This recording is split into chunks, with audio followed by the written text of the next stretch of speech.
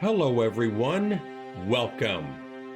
It's being reported Long Beach has spent more than $45 million on repairs and improvements for the Queen Mary over the last 8 years. A deep financial hole out of which the city has only begun to climb. For at least the last 17 years, the ship has struggled to operate in the black, turning a profit only a handful of times. Last year, the ship generated over $3.5 million in operating profits from April through December, according to financial records reviewed by the Business Journal, but that pales in comparison to the high dollar figure the city invested to keep the ship afloat.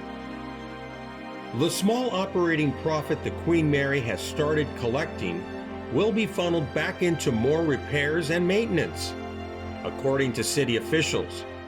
But it remains unclear how much of a dent that will put in the ongoing expense. Significant projects like fixing a soft spot in the hull and portions of the deck remain on the horizon, and city officials are unsure how much of those and a host of other repairs and continued maintenance will cost. The deputy director of the city's economic development department stated, "We won't know until we open it up." One example is impending repairs to the ship's sun deck. The project calls for the deck to be pulled up and replaced, but the cost of the project won't be known until the wood is up and the metal subfloor can be properly inspected. According to the deputy director, if the deck subfloors need to be repaired, the project could cost millions. If not, simply replacing the deck would be significantly cheaper. Where is the money coming from? The funding sources for repairs have varied. About $8 million came from the Public Works Department, documents show, and more than $6.3 million came from a $12 million land swap deal with the Port of Long Beach that was announced in April 2023.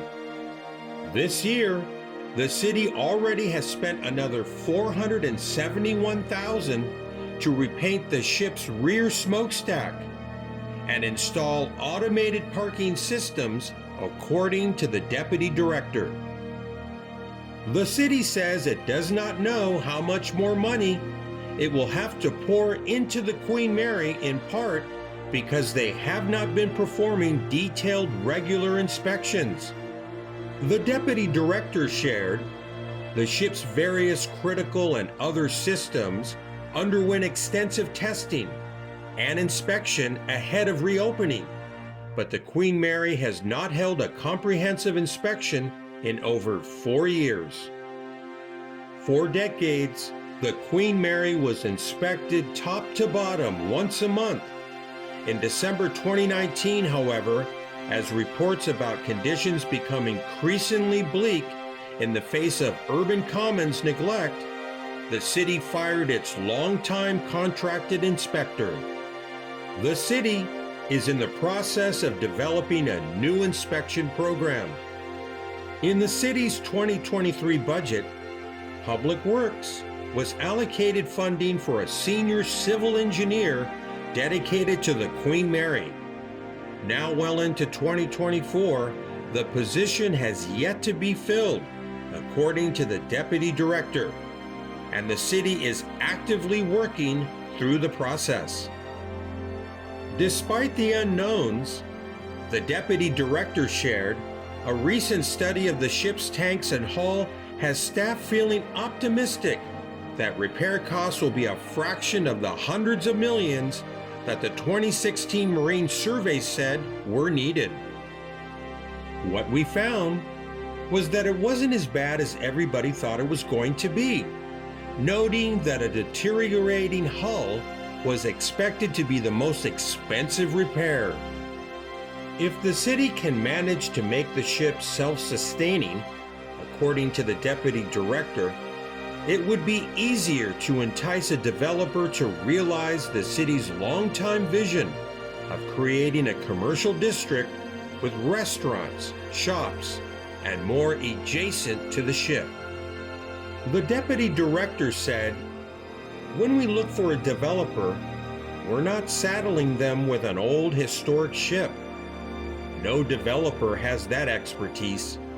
No developer wants to do that." Once again, any thoughts or insights that you would like to share, please do. Thank you.